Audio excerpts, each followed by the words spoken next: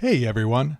It's not every day that you get to sit down and talk with someone like Rishie from ZEVcentric. Rishie originally started AutoRnD, which then branched off into ZEVcentric in 1999 and has been a staple of the tuner scene in the Bay Area of California. I learned more sitting down and talking with Rishie than I had in reading a dozen blog articles, and I'm sure that you will learn something too. So please enjoy this conversation and reach out to ZEVcentric to talk about racing, any sort of custom suspension setups for Teslas, or any EVs really, as they're doing some really cool stuff with Rivians and Lightnings now too. Alrighty, enjoy. Rishie. Daniel. Thanks for taking the time, man. Yeah, man. I'm just so glad that you moved up here. So now we can actually connect. I know we met at Electrify Expo. That's right. San Francisco. Mm-hmm. So that was really neat. And I think Steven was there and Tim was there. Tim was there. Yep. Yeah. So that was cool. And we were hoping to connect at Tesla Corsa, I think, and I didn't end up going. But the guys went, I think. Yeah. Was Steven there at that time? Tim was for sure. Tim was for I'm not sure if... I think Steven was there. Yeah. I did meet him. Yeah. Usually they're there together. Yeah. I just have kids and stuff, so sometimes I make it, sometimes I don't. Yeah, dad life. Yeah, so it's good, man, that you came up and you're like, dude, I need to align my car and do some stuff on it. So. Needed some help. Yeah. But it was awesome at Electrify Expo. It was just, I was walking around all day, and then I think I was talking with the Silicon Valley guys. Yeah, we were sharing a booth with them. Yeah, and you were like, wait, you track your Tesla? I was like, yeah, I'm learning to track my Tesla. And then bam, like 45 minutes later. Oh, I know. We were totally just talking. I think they were trying to pack up. Were we trying to leave the event? Yeah. Oh, you were talking to the Silicon Valley guys, probably to John or Kelvin or something. Yeah. And then I literally stole you from that conversation, and we started talking about track stuff and where you live and what you're doing. At that time, had you already you had not I was in SoCal. But you had already bought your stuff. I had bought it. It wasn't installed. Installed yet. Yeah. Yep. So then we were talking, and yeah, it's good. Now you're in our neck of the woods. Now I'm here. Yeah, man. Yeah. So, instantly we kind of dove into the technical details, but you were like, hey, yeah, I'm in the Bay Area. I'm where your Tesla was born. But I had so many questions like, well, who is ZEVcentric and who's AutoRnD? Right. Yep. So really quick, what brought us here? I don't know if that's a quick answer to tell you guys the truth, because for many of you that don't know, I started this company in 1999. So we literally just started our 25th year, a quarter of a century old. That's amazing. Congrats. Thanks, man. Yeah, I'm much older than I look. AutoRnD. That is AutoRnD. Okay. So I started out as automotive research and development, just a real plain Jane name. I changed that into automotive research and distribution. What really catalyzed the start of that business was, my best friend, shout out to Vince, he had an RX-7, an FC in high school. Beautiful. I had a 93 Ford Pro GT V6 24 valve. Nice. This is pre-VTEC days. Yeah. So we would do stupid stuff, and we were always playing against the front wheel drive Integras and Civics and whatnot. And I was big into 12 volt audio. Okay. Actually is where my passions originally was all audio. Yeah, I was a hardcore audio guy, so I was building custom trunks, messing with 12 volt. I was an audio fanatic. So really high fidelity audio back MB Quart, JL Audio days, Macintosh. I talk about it a little bit in some of our YouTube videos, ZEVcentric on YouTube. Oh yeah, check the links. Yeah. We're gonna have all their links in there. And what happened is I decided to take my probe to the next level and make that an IASCA competition car for audio competition. Okay. So when I was building that, I needed to get a commuter car. And I found a FC RX-7 local for $2,000, $2,500. It had 130,000 miles on it or something. I was like, can't find that anymore. I'm like, I'm gonna get this and use it as a commuter car. Well, I got it, and then my buddy Vince always had like a bunch of extra parts left over. So he had like Tokiko Aluminas, Racing Beat, sway bars, different parts for an FC. I think he may have given me a bunch of those parts, or I bought them really cheap or something. Put those parts on the car, started driving it, and it was my real first experience with a rear-wheel drive car. Yeah. And a very well-balanced rear-wheel drive car. So it's a naturally aspirated second-gen RX-7. It was not the Turbo 2, which I ended up acquiring later on in life. But man, after I drove that car, I was like, wow. So this is what a real sports car is? Like, just, I was so used to front-wheel drive cars, like push, understeer all day. So that RX-7 really opened my eyes to a whole new world. I was always a spirited driver. Sure. But that changed everything for me. And so I just stopped caring about putting heavy 12-inch subwoofers and MDF, 3/4-inch MDF boxes that weigh like 100 pounds in my trunk. Yeah. And I just went all into suspension and chassis dynamics. Well, it was back then in the late 90s. So I got that car, my first FC, I got in 94. Okay. Yep. So I just started college. It's a good era to be into cars. It was great, man. The third gen RX-7, the FD came out in 93. That was like the era of super JDM, like rear-wheel drive supercars. And the gentleman's agreement, right? That was in place at the time. Yeah, and I mean, yeah, so 300ZX twin turbos, super twin turbos, 3000 GT VR4s, like all that cool stuff that I couldn't afford being just starting college. So yeah, we ended up just. But they were there. They were on the road. It was amazing. It was amazing. Awesome. And I started finding, back then to do a coilover, we had to take like Tokikos or Konis, just regular OEM type of shocks, upgraded shocks, and get ground control threaded sleeves with a 65 millimeter ID spring and throw that on there. So you're retrofitting a coilover sleeve, a threaded sleeve onto a shock to get this height adjustment, but nothing was like valved or matched or mated together. Okay. You actually would have to go to the next level and ask companies like Ground Control or others to gut a Koni shock and revalve it and then put it back together, or cut and weld and then put a threaded sleeve onto it to get a coilover. Because I come from the days of just either you're cutting your springs or you're buying lowering springs. And a lot of times these lowering springs were progressive springs. They weren't linear spring race. They weren't really designed for the guy who wanted to go and road race, so to speak. Right. So we had to come up with makeshift stuff. Well, long story short, it was in the late 90s that certain companies from Japan started presenting themselves here, and they had fully assembled, fully integrated coilover suspension systems. Companies like Tane, HKS, Endless, which is Zeal, a ton of companies like that. And when I saw those, my mind was blown. I was like, oh my gosh, this is the most amazing thing. It's like a fully assembled coilover kit designed to work, plug and play in your car. Yeah. And it was at that time that I made the decision that I wasn't going to pursue my education of, I was studying electrical engineering in college. So interesting. Yeah, I was a double E major, and foreshadowing maybe.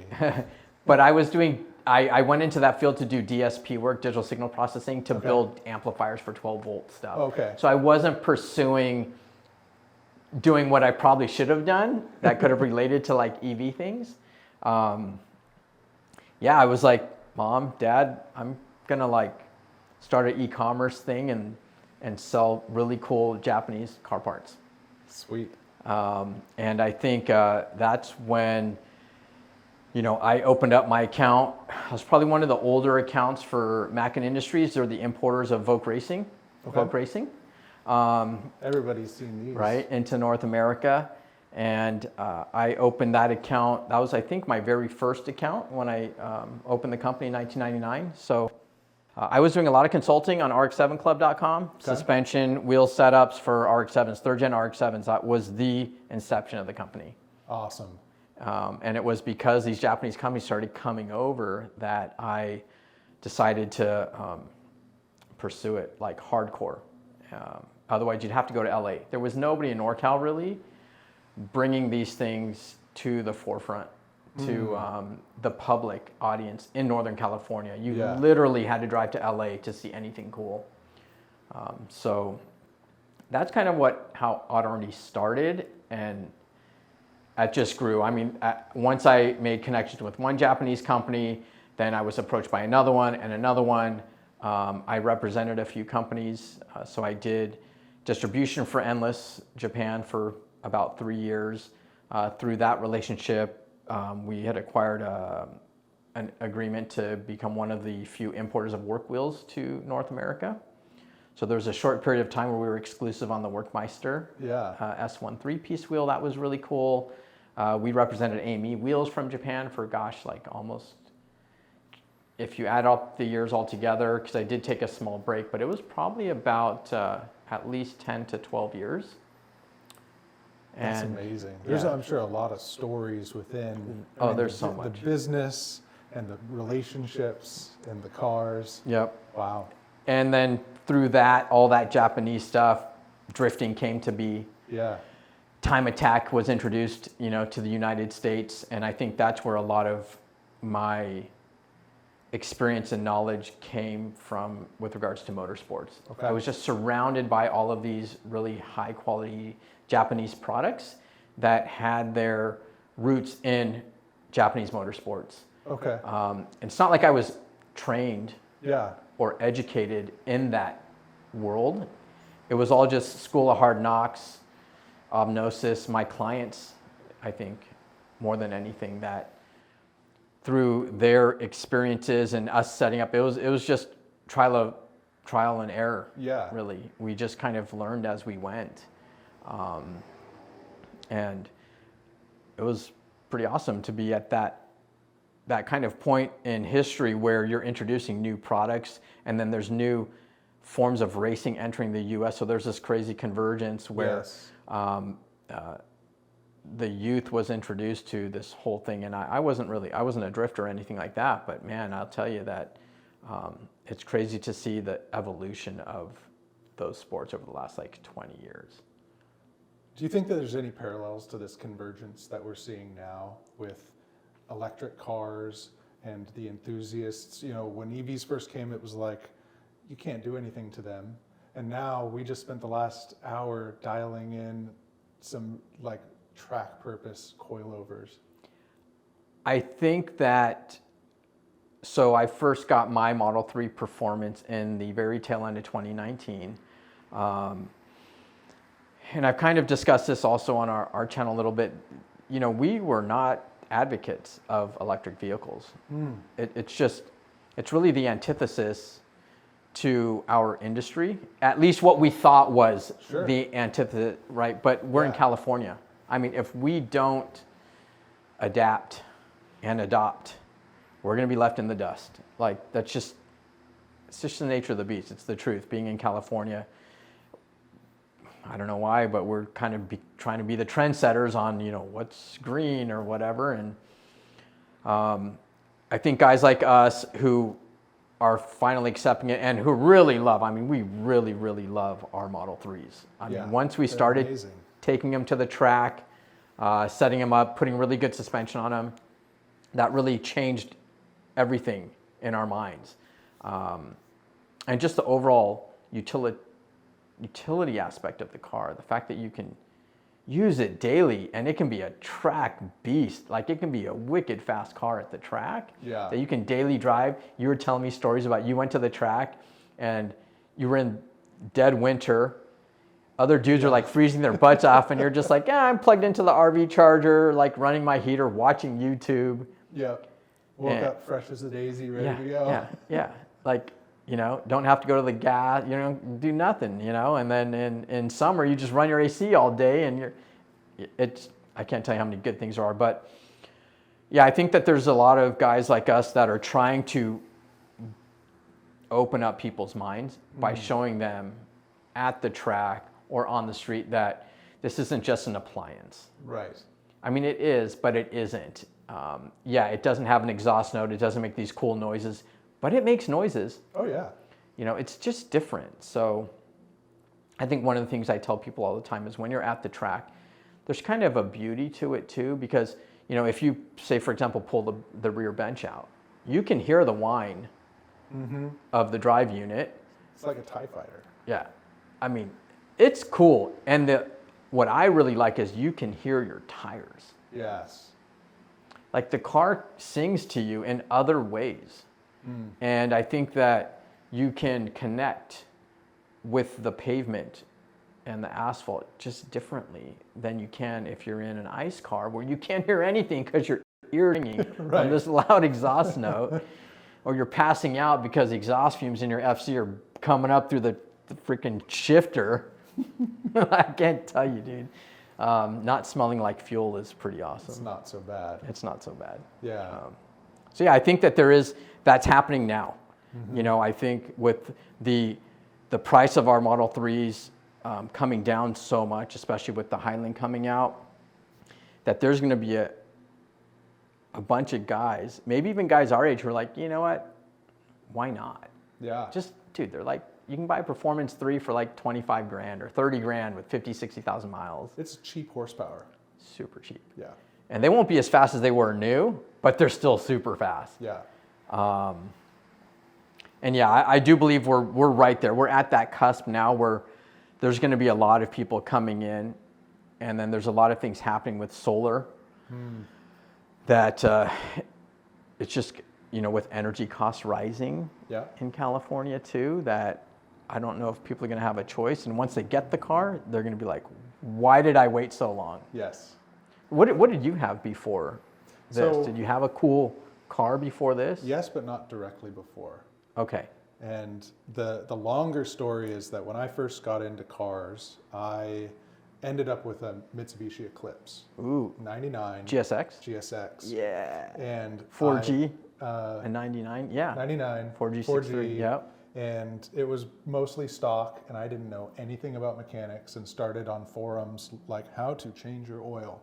And I ended up building that to a new long block, upgraded turbo, everything in like my parents' garage. You did it yourself? I did. It took me a long time Dude, because I had to that's like awesome. read instructions.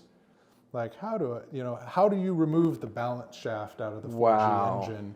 And I'm like, look in here, do one step. Crap, I forgot. Look at the steps again. And I like taught myself how to do that, and had this great car that was really awesome for about the 50% of the time that it was running. Because that was, the Eclipses they just like to die on you. Right. But that's when I kind of first started looking at EVs too, because this was like early 2000s. Okay. And there was rumors of the like hybrid Evo. And on the forums, everyone was like, there's like total like split in camps. Either like, oh cool, a hybrid Evo, like I'm gonna get better gas mileage in a fast car, or like, I can't believe the world is over. That's crazy. I never even knew about that. That it was all talked about rumors. back then. Yeah, big time. And I was scratching my head looking at F1 because they started doing hybrid. I'm like, well, I mean, it can't be that bad, because if F1's not going to do a bad move, like these cars are fast. So I was like, cool, let's see this hybrid Evo. That'd be nice. Never did happen, but that's when I started watching it. And then Tesla came on the map. With the Roadster. Yep. And that was 2008. Right here in Palo Alto. Right here. Yeah. And so I ended up selling the Eclipse, and and then I didn't have a car for a while. And that was the last awesome Eclipse too, man. That was 3Gs and 4Gs were nothing compared to that. It was. Every once in a while, I come from the Eagle Talon days, you know, Yes. the TSIs, right? And then it got like cooler. Those are the same cars. Yeah, basically just the body, Bodies were slightly different. because back then it was like a Dodge Eagle, like Mitsubishi kind of, but yeah, The Diamond Star the motors. Diamond Star, yeah. But that was a cool era, and those are my favorite cars. Those are. I mean, I still have my FC in the shop. That out there, man. Yeah, That was right? My scary. Lea's back there. My wide body FRS is back there. I have an old E34, like an M5 at my house too still. So sick. So yeah, that's my thing. I was like a hardcore BMW and Mazda guy. So I was like Mazda RX-7s and Mazda Miatas. To me, those were the ultimate driving machines from Japan. Yeah. I might be a little bit biased, but I was a super Mazda fanatic because of my buddy and RX-7s and rotaries and momentum cars, and they're just super well balanced. And then BMW's just had that same kind of language to them, where 50-50 weight distribution, just amazing momentum cars. Back then, I mean, none of those were boosted back in those. They were all motor cars. Yeah. So. Hey, there's pros and cons. All motor car can be really cool. No turbo lag. No turbo lag. Hopefully less chances of popping motors and stuff. Hopefully. I feel like last year I started tracking my car, and Mustangs are really popular. And I think just about every track day, one Mustang would pop an engine, and it's just so sad because they'd be devastated. Like, there goes $5,000. I don't miss that about having an EV. No oil changes. I mean, gosh, dude, like the only thing we got to worry about is like our brake fluid and our tires and our brake pads. Yeah. That's it. The brake pads last a real long time too. Yeah, if you're not tracking. Yeah. Yeah. Daily driving. Almost never use it. You'll never use them. Yeah. Steven and I, that video, it would have already gone live, but yeah, we just concluded Steven's 2023 race season, and we talk about that. Okay, so check out that too. EVTUNERS. Yeah, it just went live 30 minutes ago, but it's, whenever this goes live, that would have already been up. Good. But we talk about the fact that you will probably have your factory brake pads break down from lack of use than using them, because they'll just disintegrate. They'll just become so old and brittle from not using them. Yeah. Like for 100,000 miles, like if your pads are going to last more than 100K and you haven't used them much because you just one pedal all day. So yeah, it's nuts. The cars are super inexpensive to maintain, especially as a track car. Yeah. Have you gone through, so is this your first set of tires on your car? You replaced 2 tires, right? So I ran 20s, the stock rims and tires for a while. And then I got the 19s. Okay. And I had a full set of those, 4 tires. And then when 2 finally were like, I was ballsy, but not that ballsy to keep running them. Then I got rid of those and 2 new ones. 2 new ones, got it. So that's what's on the back. That's what's on the back. That's why the backs are a little bit nicer. Right. My ultimate goal is to have a set that is like pretty much for the street, that is not, still good enough to get good range and whatnot. And then a dedicated track set that's meaty and wide and just kills the range, but I don't care because I'm going fast. Yeah, when you get to that point, we do have the Aspira AF10, the setup that I use, and Steven, all of our good close buddies. So let me know when that time comes, and we'll help you out on that or something else. But I personally love for you to run that wheel. I think that's a really gorgeous wheel, and they are pretty. One that we designed specifically for those purposes. Really? Okay. Yep. I've stared at them online, like stalking your website.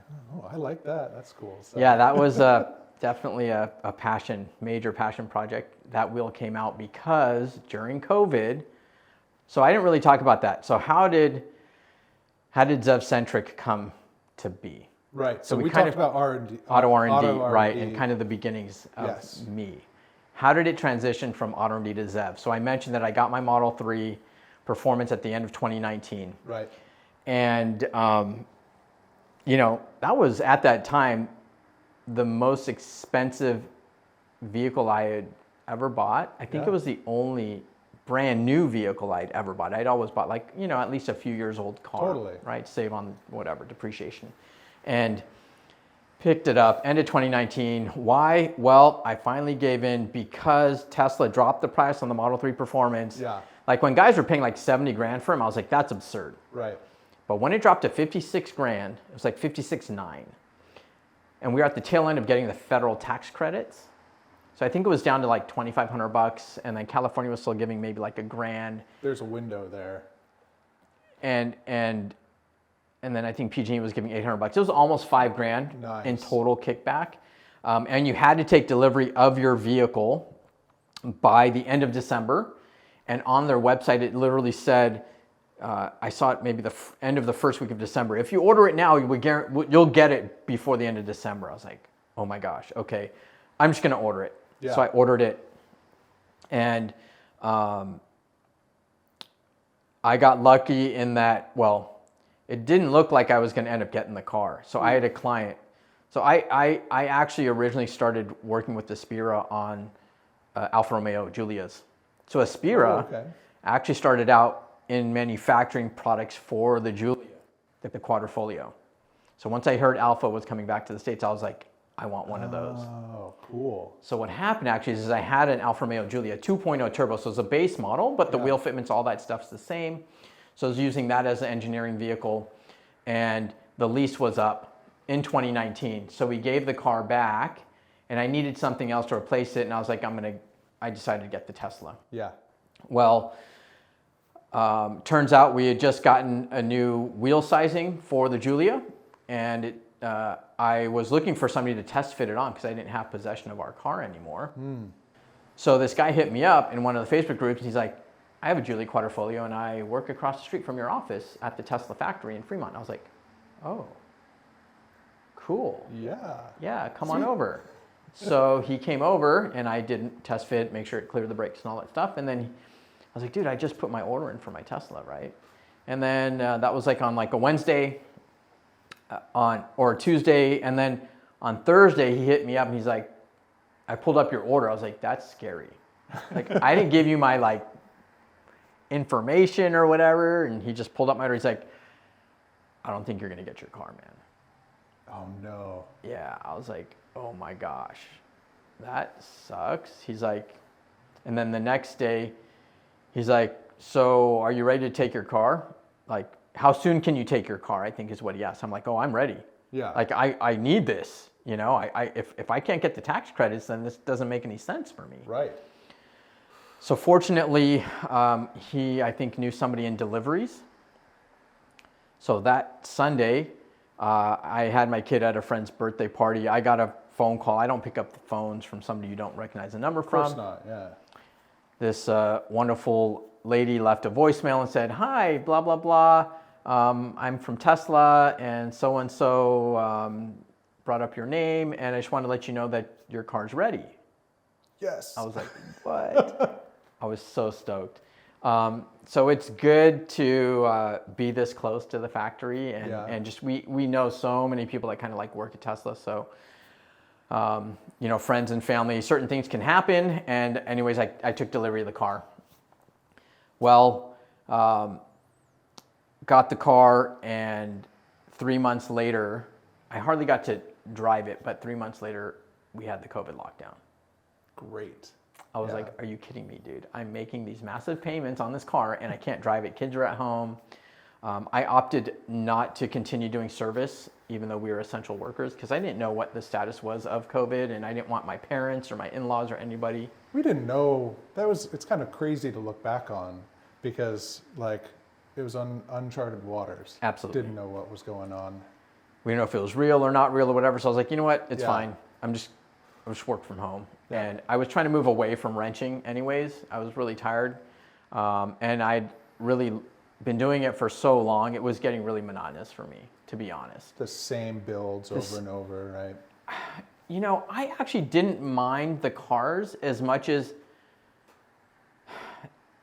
the mindset of society and what happened to us as an industry with the internet and Amazon and whatever, all these other online e-commerce giants coming into play, and consumer mindset moving away from supporting local small businesses. Sure.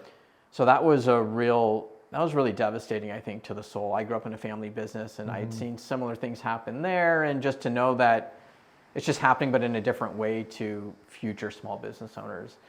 So support small businesses, you guys. I really think they're the heartbeat of America, and I agree. You know, that passion that you get and that type of customer service, and it's just different, you know? It is. And it's more fun to be able, like, especially something like a car, like, we're all enthusiasts. Exactly. Here. So it's not like I'm buying a part on Amazon or whatnot, because I can come here and we can like talk about it and get into the engineering, swap stories about how it worked in the past or at the track.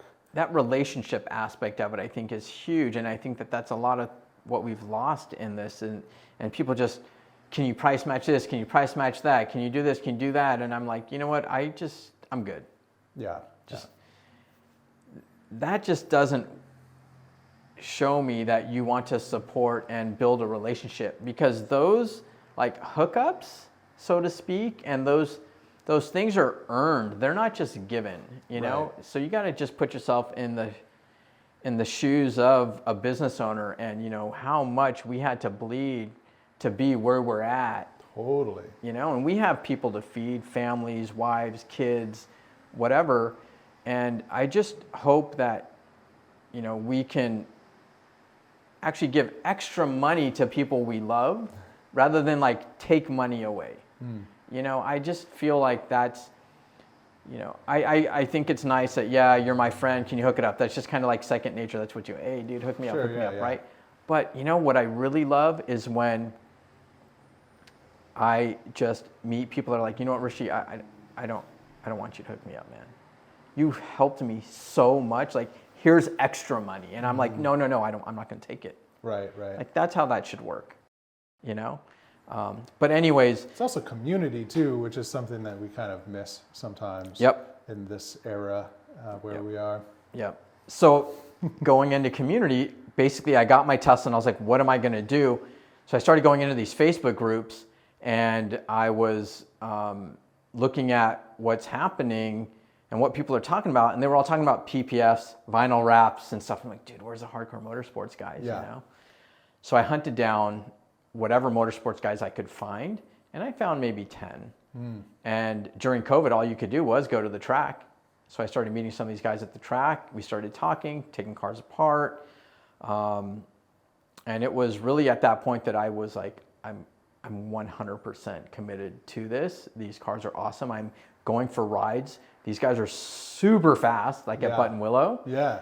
They're really at the forefront of the grassroots movement of Tesla Motorsports and HPDE events and road racing. A lot of them were like just mountain pass performance guys. They were the ones who introduced me to that product. And man, I'll tell you, then I started just consulting people all over the country on just, you know, how to set up the cars, what products I liked. I literally bought every product on the market, tested it all. Yeah. I mean, I wasn't selling any of it. I was just like, I got to figure out what I like and don't like. Sure. And whatever I like is what was ultimately going to become our catalog. And we tested everything. We'll test things for like 6 months to a year to 2 years. And then I decided to just go all in. I was like, okay, I have so many people asking me to work on their cars. They're willing to fly me around the country to go wrench on their cars because shops just didn't want to work on Teslas. Right. So when the kids went back to school, I just got them all building. It's across the parking lot from this one actually. And I just took the quick jacks out of my house, put them in there. I had already sold all my equipment. I had no alignment rack. I had no tire machines, nothing. And I just started doing suspension work, all mountain pass stuff, like every day on these cars. And that's when I was like, okay, I pretty much stopped posting on social about our ICE cars. Like, what am I going to do? AutoRnD, I'm scared to post up about electric vehicles on the AutoRnD account. Right. So I made the executive decision to try to create a new brand.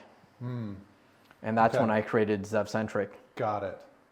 So ZEVcentric just stood for Zero Emissions Vehicle Focused Centric. I mean, it's pretty self-explanatory, I think. Good stuff, yeah.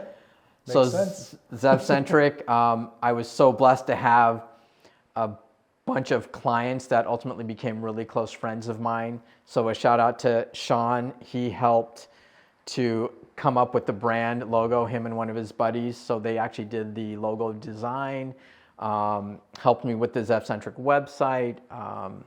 There's just a bunch of guys that I came into the community. I didn't tell anybody that I had a background in this. I wanted to be a member of the community first and foremost. Sure. So I was just out there helping during COVID. I'm like, I got nothing better to do. Let me just help advise and give guidance to people. Yeah. And teach them what are the right questions to ask. So as a That's parent, awesome. it's important that you don't just give the answers away. You need to make sure that your kids know how to ask and what questions to ask, so that they can deduce themselves what's right, what's wrong, what makes sense for them. Yeah. So that's what I was doing. And then obviously sharing our own experiences and what worked for us. But yeah, that's kind of what set up ZEVcentric. I set that up for a good year, and then we moved into this building, picked up an alignment rack. I was like, oh my God, I'm going back into the trenches now. Like, I wasn't supposed to be working on cars anymore. And we ended up getting an alignment rack, getting tire machines again. And then we launched the YouTube channel in December of 2022. I love doing still photography. Tim has always been a videographer, and we both wrench, so we just kind of like connected in that way. Yeah. And I think we ultimately always wanted to create a channel, and one that educated people more than anything. I think we'd watched so many other channels where they were influencers, but we maybe didn't feel they were influencing people in the right way. Yes. And that a lot of the things they were saying didn't actually coincide with our way of thinking or our experiences with those specific items, products, or whatever. So we couldn't stand it anymore. We're like, you know what, we should probably do the same thing I did on these like Facebook groups, and like, let's lay down a foundation of knowledge for people to hopefully, and then put it in a way that's palatable. Like, people can hopefully understand it. Yeah. And then it makes sense. Like, it has to make sense to them. It can't just be me giving you answers, telling you this is what's right, this is what's wrong. We have to give you the resources for you to be able to see and align your thoughts, hopefully, with the way we see it. Sure. I'm not trying to tell you what's good for you. Like, you asked me the same thing about your shocks. You're like, Rishie, I'm learning, just tell me how you want. I'm like, no. This is a learning process, because everybody's setup is a little bit different. Sure. So we got to go through this little bit of a process to figure out what's right for you. Right. And it's a give and take, right? Because I could be like, well, I want this. And you could be like, well, you're going to have a bad time with that, and you're going to be back in a month. You're right. And we do that. I don't want to be, I'm like, okay, this is what I'm thinking, but I don't know yet. So like, let's start clearing the fog here and seeing what it is. It's right. a long process. We'll give you the baseline. So this is kind of like, okay, here's a good baseline. And from that baseline, you can tell us what you liked or didn't like, or give us, we don't need you to overthink it and kind of like give us like physics and engineering terms. Just tell us the feel, dude. Like, oh, I was mid-corner and it was doing this, or it was pushing it as I was trying to turn in, or whatever. You can just tell us basic stuff, and from that we'll be able to kind of interpolate where we can make little adjustments. But yeah, that I think is what we really wanted to do, is and bring the other. There were a bunch of people that didn't have an enthusiast or motorsports background that were taking their Teslas, and there's organizations like Tesla Corsa at Button Willow, and they had a couple events at Laguna Seca where they're introducing these just regular people who own Teslas to come out to the track and enjoy what their vehicles can do, or experience what it can do in a sanctioned, controlled environment. And so we really wanted to be there as a support system for those people who needed to ask more questions, or if they really caught the bug, to make sure that they were kind of pointed in the right direction. Sure. I can't tell you how many people still go to the track with all-season tires and DOT3 brake fluid and stuff, and hubcaps on their cars. Like, I just, nobody wants to get decapitated at the track. No. So. Well, so you've seen so many of these cars starting to get suspension put in. Like, what do you think is like maybe the top thing that you wish people knew, or that they should like read up on when they are just starting out on modifying their Teslas? Gosh, reading? Oh. I'm not a huge fan of the internet, to tell you the truth. So there's like a lot of, for every one question you ask, you're gonna get like 5 different answers or 1 million different opinions on what's right and what's wrong. And that's why I was kind of leading back to like, it's all about knowing what are the right questions to ask. Yeah. And figuring out what's right for you.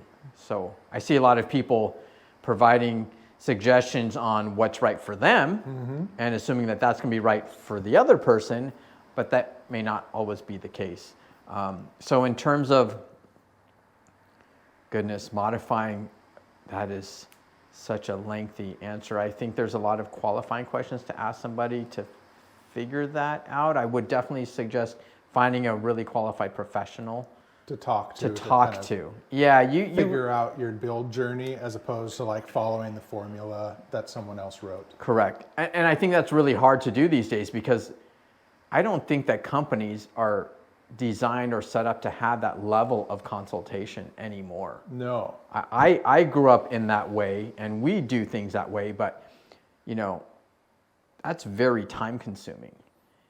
And it's hard for a lot of people and businesses, I think, to take that and invest that time into people that might just take that information and just go somewhere else and go support some other company that might have a better price that didn't help them at all, but they have a better price. So I think that's why a lot of things have changed, and our industry's become really jaded too, where it's just like people don't want to invest time in community building and that. And then on the other side of the argument is that if there are consultants out there like ourselves, that we may even have a consulting, a fee, like that will credit back to you. Like, I will give you all the time. We have kind of a retainer fee. And if you're going to do like a big build, you really want to make sure that you're taking 2 steps forward and not 2 steps forward and 3 steps back. Sure. Like I can't tell you, and it's only the older people that can appreciate that because they've made those mistakes before. And they will just know that we have proven formulas and to just trust in us. And if they have to pay $100 or $150 or $200 consult fee, and then that gets credited back to their order with us, then everything is good. Then our time is covered. They get what they want. They're going to make sure they're moving in a positive path. But yeah, I think that's the number one thing is to find somebody, which is really hard, but somebody that's willing to kind of ask you a ton of questions. If they're not asking you questions, then I don't think you're going to get the right answers. Because how am I supposed to know what you want unless I ask you questions? Sure. And same thing, like when it comes to tracking or suspension, like what's your budget? I mean, we can make a lot of things work for you. You don't have to spend $5,000, $6,000, $7,000 to be that guy. In fact, we have people who are like willing to spend. Okay, so this is going to answer some of, I think, a question that you might lead to for track. There's a lot of people who just want to they just want to throw their wallet at you and spend a ton of money on the whole catalog. Yeah.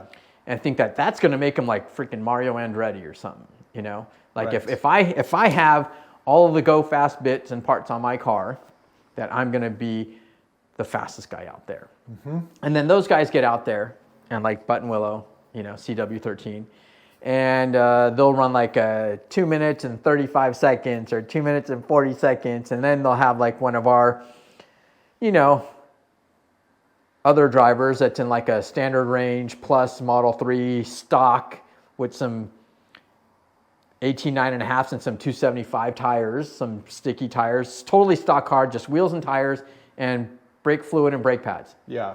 And they'll run like a 210 or a 215. I mean, that just tears at their soul. They're like, oh my God, dude, I spent like $10,000 on my car and I just got destroyed by a base model rear wheel drive Model 3. That is like half the power. And so driver mod always. Yeah. Understanding kind of what your objectives are, your limitations in terms of your wallet.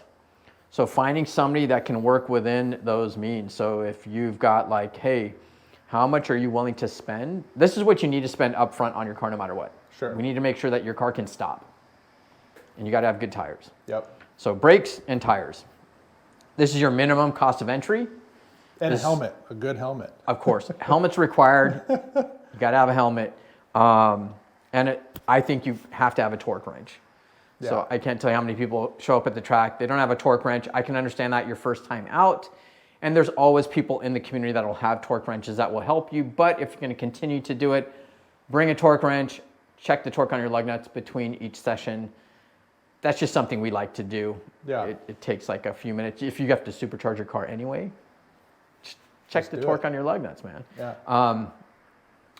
But I would say definitely knowing what your budget is, finding somebody who's already gone through those steps and can help guide you. Yeah. You don't have to, Model 3s can be extremely fast stock. If you just have good brakes and good tires, you just need to know how to drive, understand the line, braking zones, get an instructor. That's going to be your biggest asset. Is if you were to spend $10,000 on instruction and just practice and track events versus just parts, you'll probably be a better and faster driver than somebody who just bought parts and never got instruction and is just going out to the track, getting faster sometimes and then getting slower and then getting faster, not data logging. I've seen that so many times myself, even in the small amount of experience I have, is guys that have God mode cars, just absolutely everything. And you're like, wow, why are they in HPDE1 with me? And then they spin it, they don't know their limits. And yeah, I mean, it is a mental game, driver mod. And, but I get it also, because it's fun, but still got to be strategic about it when you're doing this sort of a sport. You do. Yeah. I mean, we have a lot of guys that, and you can over mod. I think, so the way we work is we have, or at least I have points of graduation. So I have phases of mods if you're tracking your car. And so once you get to a certain point and you hit a certain lap time, let's say with these specific mods, then you can graduate and move forward. But until you can hit that benchmark, you don't need to be moving forward. And a lot of times people will over mod and they're actually masking their mistakes. Sure. Right. And that's a problem. So a lot of guys will they'll buy the stickiest tire they can. Mm-hmm. And yeah, of course, you're going to get a sticky tire. You're probably overdriving that tire, so that tire's not going to last as long as it should. And you'll get faster, but it's not real. It doesn't mean you're following a better line. It doesn't mean you're using your braking zones correctly or anything like that. It's faster in spite of you. Correct.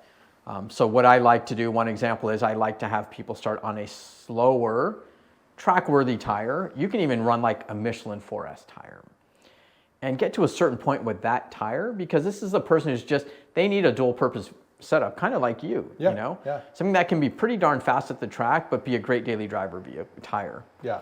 Somebody who doesn't have the money to invest in a dedicated track wheel and tire setup. Mm-hmm. So a tire like that, like we have guys on 4Ss that at Button Willow can probably hit the 2-minute mark, you know, and yeah, you could probably sub 2, just barely sub 2, I would imagine, Sure. on a 4S tire. A really good driver, you know. You know, I think that a tire like that's great because you could run a whole season.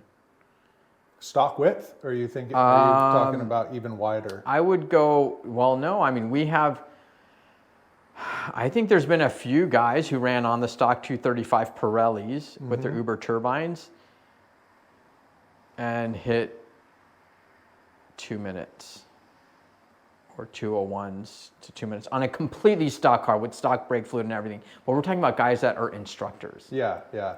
You know, extremely seasoned drivers. I would always recommend your first mod to be your brakes, and then if you can get a wider tire, like your factory 20-inch performance wheel is your Uber turbine's a 20x9, you can run up to a 265 on it, or even a 255/35 summer tire, and run that. You know, if you need something that's dual purpose. But yeah, I'd prefer that guys run on a slower tire. Like we were running a lot of our people on Hankook RS4s. You know, it's more of an endurance tire, but they can run multiple laps. They can run a whole season on multiple seasons on one set of tires, and then perfect their line and start data logging. So get like a race box or something like that and start looking at their stuff. And then when they move to a sticky tire and they have a good line, dude, they drop seconds like the first lap out because they're consistent. Yeah. So it's about that consistency, I think. So once you get to that point of consistency and you've really become kind of one with your car and you really know the track and the layout and you'll just jive with everything, then you start making those additional mods and you'll make massive improvements in time. You'll hit another plateau. Sure. So I think guys will get to 2 or just around 2, then they'll sub 2 and they'll get to like maybe 57s. And then they'll hit another wall. And then to get from like 57s to 56s to 55s is like exponentially more difficult. You really gotta fine tune, and it's muscle memory, I think, at that point. Yeah. I mean, the guys like Steven, BK Bennett, even our buddy Tom, who's still in a pretty basically modded 3 performance. I mean, Tom is like, I think he was consistently running 57s. I don't know if he ever dropped into 56s, but never on like an extremely, extremely sticky 200 treadle rated tire either. And then you've got, Steven and Bennett, I think they were running like, gosh, I don't even know. I think Steven, I don't remember what Steven's fastest time was now. I think he was 55s. 50, I don't know if he got to 54s, but I mean, those guys are booking. That's booking. They're booking and they're running. I mean, those guys tracked like every month. I couldn't tell you. I think Steven in the last 2 or 3 years did 40 or 50 track days. I mean, he really invested in himself as a driver. And then through that, he started sharing so much with the community. Guys that kind of wanted to pursue a similar path. I know just on his own time, he was just out there looking at people's data, communicating with people, having them share, like if you guys get a race box or something, and then they would share their data with him, and he could kind of look at that and evaluate it and tell them what they needed to do. So yeah, I think that's the biggest thing is getting a great mentor, advisor, instructor, safety first, brakes, good tires. They don't have to be the fastest tires by any means. I think actually getting a really fast tire like a Yokohama AO52 is an injustice to a beginner, to be honest. Counterproductive. It is counterproductive, yeah. And those tires wear out so fast, dude. You're going to hemorrhage cash so quickly. And you're going to lose the desire to track because it becomes so expensive, Yeah. Yeah. So one thing that I really love about all of this, I mean, it's really exciting. We've talked about a lot of things today, and we talked about the era of the 90s and how that was great. I mean, anyone who's watched the podcast knows that I'm always kind of pointing out this idea, this notion that we're in another great car era right now. And that's why the podcast is called The Next Great Car Era. And I relish the opportunity to kind of experience that and call it out and make sure that we're not looking back in 30 years at like, oh, wasn't that cool? Like, we're getting the most out of it. So there's another element that I want to talk to you about, and I'm curious what your thoughts. So Teslas are awesome and we get them on the track, but there's also this whole conversion scene. And that's really started with like, DC motors, forklifts. It had to be really light, and so you had like the Porsches and the Beetles that are converted. But as the lithium batteries are better, as there's more OEM components on the market, we're even starting to see things that are like 90s tuner cars that are getting converted. Or I don't know if you've seen the Scalar Performance guys. They are building a dedicated track car that's on the FRS platform. And their whole thing is to have a homogelated car for racing. That's amazing. It's an EV conversion technically, but it's all like brand new parts that are built for the track. So there's this whole other world where people are taking older cars, reinvigorating them with new drivetrains, going DMV, can't say anything because there's no emissions. There's no emissions. But it's 1,000 horsepower, woohoo. And it's a new life for some of our favorite cars of the past. So yeah. What do you think? I'm actually I think that this is, what we're doing now is really a segue to that. Guys like us who are super passionate about and enthusiasts with fixing up cars and modifying cars. I think that's the ultimate goal for us, is just waiting for that day where things become more feasible for the regular person. Yeah. I'm not as in touch with a lot of these things because I'm just so busy and consumed by operating the business, wrenching, whatever, family. Yeah. So I need to look into it more to see like what's happening on this. Like I never heard about this FRS thing, and maybe that's what I should just do with my FRS. But well, I think they got some cool stuff. They're nice guys. They've been on the podcast, and okay. I can introduce you. That'd be neat. But because my FRS, it's a 2013. It actually has a factory recall. Thank you, Subaru, for valve springs. So I can't even register it. So I've been struggling. Oh, really? Yeah. So it's got a smog legal blower on it, but I can't have the recall performed unless I remove the blower, and I've just been too busy to do that. Sure. Put a factory tune on it, send it back to Toyota. So yeah, maybe I'll just strip the damn thing and just make it an EV. There's a bunch of different ways. So there's like recipes that are kind of being developed, and how do you do a EV conversion? It's like, it's a manual. Mine is, yeah. So one option is to just mate an electric motor directly to the manual. That's one way to do it. Another is to get rid of the transmission completely, put an electric motor in to go into the stock drive line and diff. Or people are taking rear subframes from Teslas and modifying a chassis to then mount that. The drive unit in the back of the car. Yeah. Actually, there's Where are they putting the batteries in these FRSs?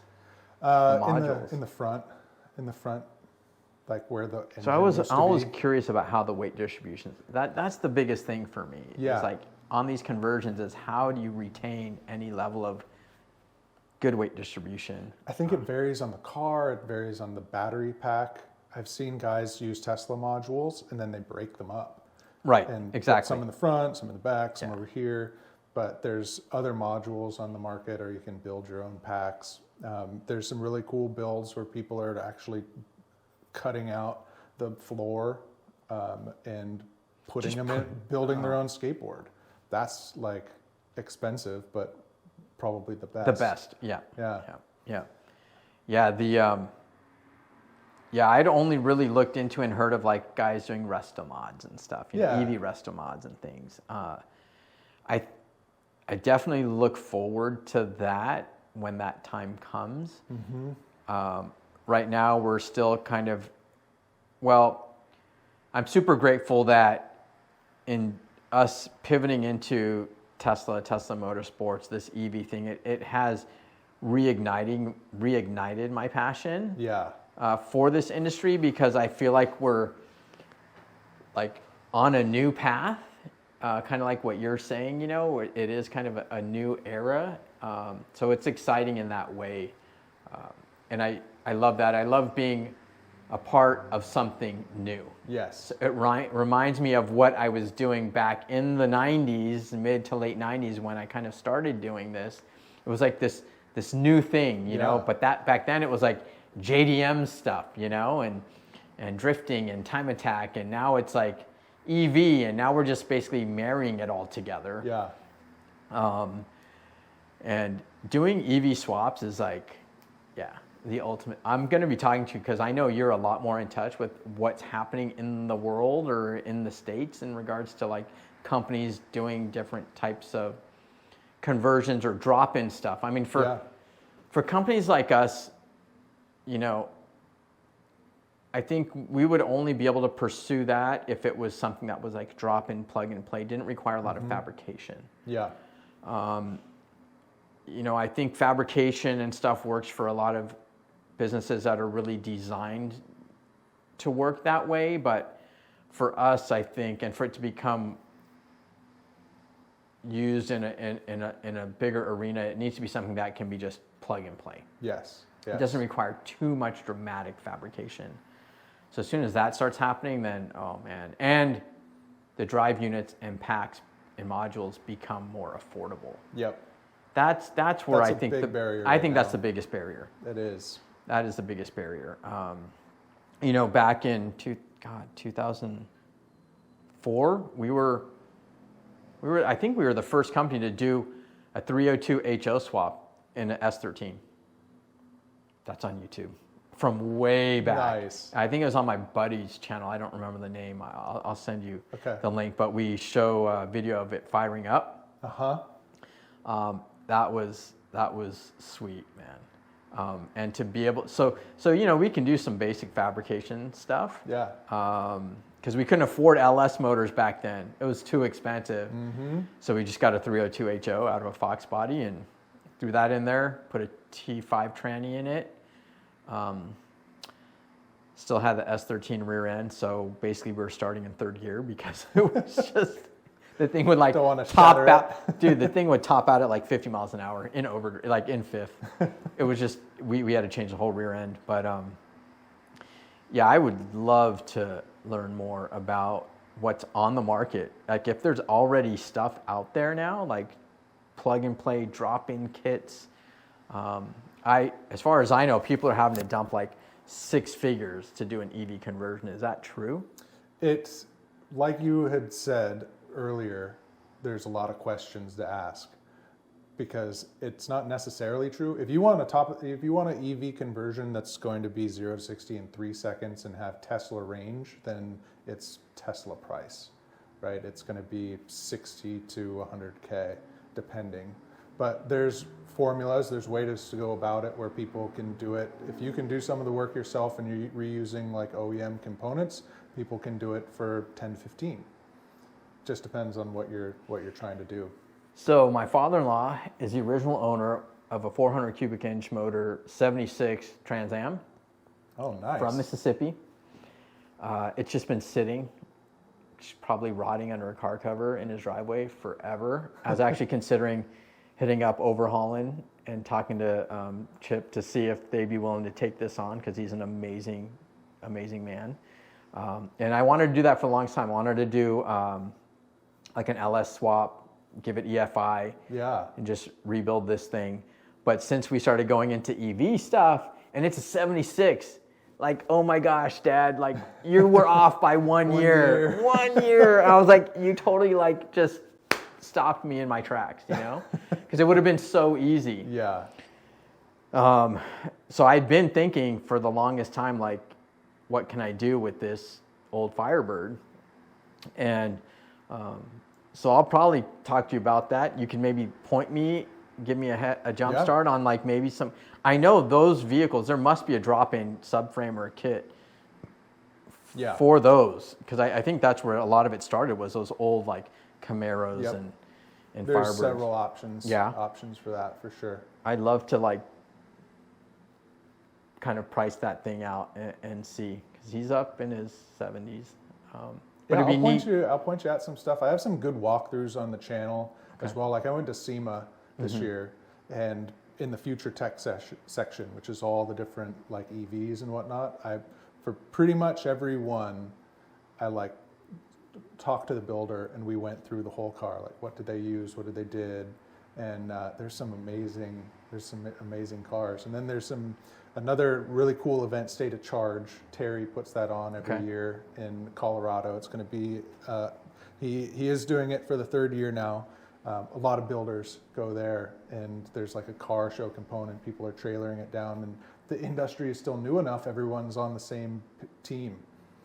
And so it's like, well, how did you do Everybody's this? trying to learn from each other. Yep. Yeah.